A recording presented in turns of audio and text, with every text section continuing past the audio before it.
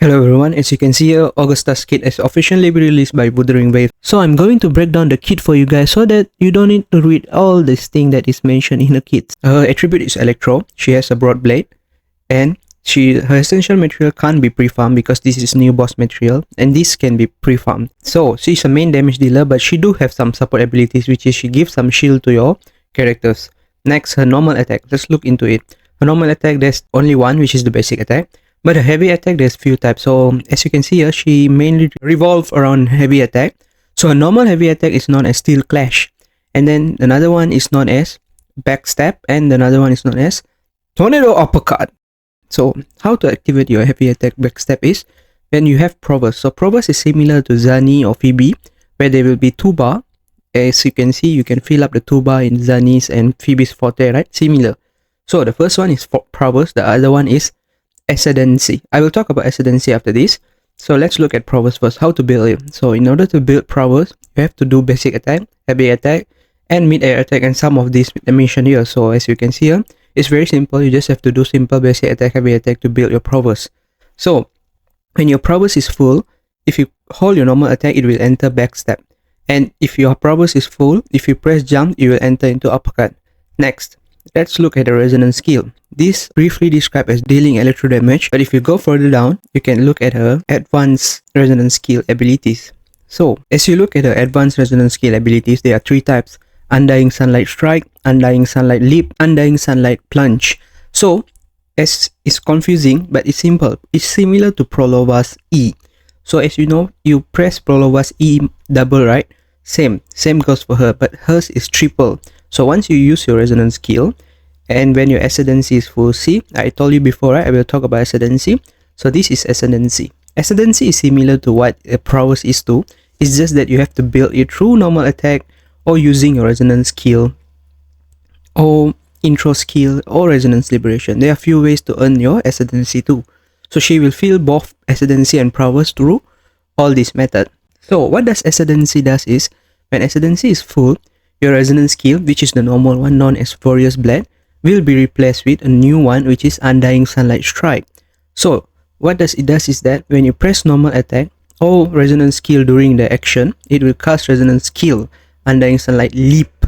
So from Warrior's Blade, it will change into Strike, and then if you press normal attack or resonance skill, it will change into Leap, similar to how Prolova works. So then one thing to note is that your resonance skill can be interrupted. So the good thing is it can be recasted after you have been interrupted.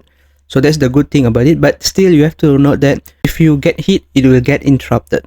And then finally, one thing to note is that it also can be casted in mid-air attack. And as mentioned before, I told you, right, Prolova will have to press E 2 times, but for Augusta's case, you can press it 3 times. So from your normal Warrior's Blade, you press E, enter Undying Sunlight Strike, and then you press E, you will enter Leap, and then you press E again, then it will enter into Plunge state. So Plunge state is something where she will deal her plunging attack, and it also can be interrupted. So make sure you don't get interrupted when you are doing this resonance skill. So what does resonance skill Undying Sunlight Plunge does is that it will give you 1 stack of Majesty, and it can be casted in mid-air. What about Majesty? So as you can see here, you can hold up to 2 stacks of Majesty. 1 stack of Majesty is obtained when you are using your resonance skill, the Plunge. And another way is 1 stack is obtained through Resonator in the Steam Cast Outro skill.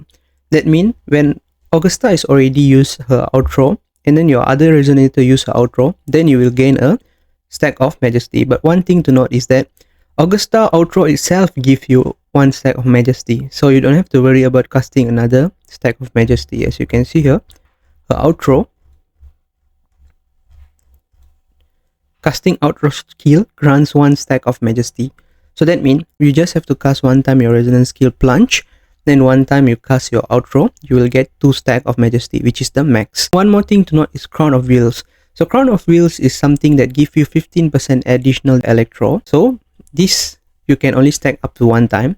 So this is something you need to note too. The next, for her resonance liberation, there's 3 types, which is the Sword of the Eternal Off, when you just press and release your resonance liberation.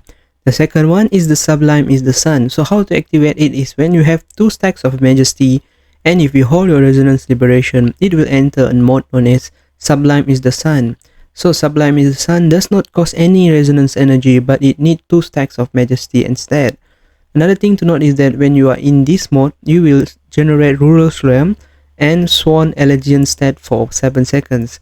So what the Swan Elegian does is it stops time. If you don't know yet, Augusta have the ability to stop time for 7 seconds. This is extremely will be useful in Whimpering Wave and TOA where time is important.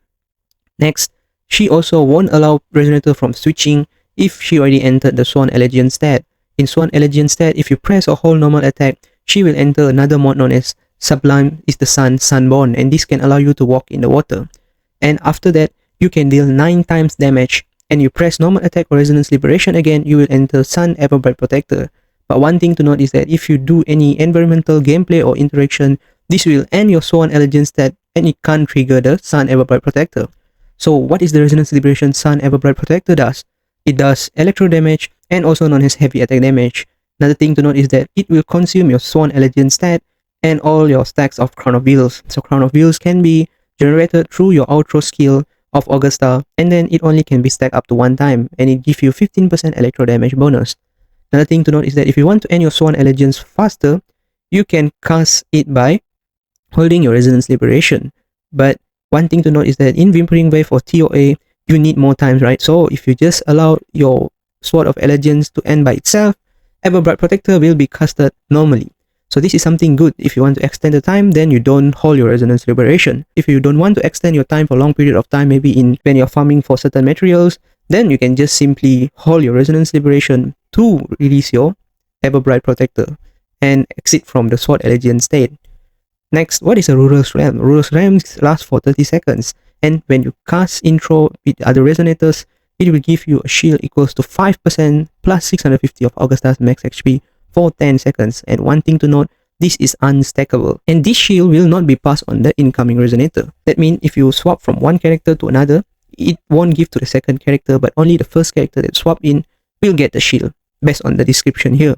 Another thing to note is that 5%, for example, if you build your Augusta with 15,000 HP, it gives you 750 plus 650 shield. If you build your Augusta with 50,000 HP, it will give you 2,500 plus 650 shield equivalent to her HP, which is extremely good if you want to have some sustainability. Okay, so I already mentioned how to earn Majesty, so that's all for your Resonance Liberation. And finally, intro and outro skill. Her intro just does electro damage, whereas her outro skill, it increases 15% damage amplification for all attributes. If you don't know what an attribute is, all the characters such as Havoc, Fusion, Glacier, these are all known as attributes. That means any character's attributes will be increased by 15%. This is extremely good if you ask me, because it's like a universal buffer for all damage dealers. So another thing to note is that, as I previously mentioned, her outro skill gives you 1 stack of Majesty and 1 stack of Crown of Lilies. And when you read the ability here, it mentioned here you only can stack it up to 1 time. So it only a 15% increase, but still it's a good increase in damage when you have Crown of Lilies. So during the Everbright Protector, it will remove your Crown of Wheels. So make sure you take this into note. And then for finally her Ignorance skill, when Augusta deal damage, she gains shield equal to 2.5% plus 350 of a max HP for 5 seconds, and it can be triggered every 0.5 seconds, but it cannot be stacked. That means once your shield ends, you can stack again, but you can't stack on top of it one and another. That's the difference. And finally, for her Ignorance skill, when Augusta is not on the field, she will generate 1 stack of Majesty and also fully restore Crown of Lilies every 4 seconds. And that's all for Augusta's guide today, and I hope the video was helpful. And thanks for watching my video. If you like this video, make sure you subscribe and like my video so that I will make more content like this in future.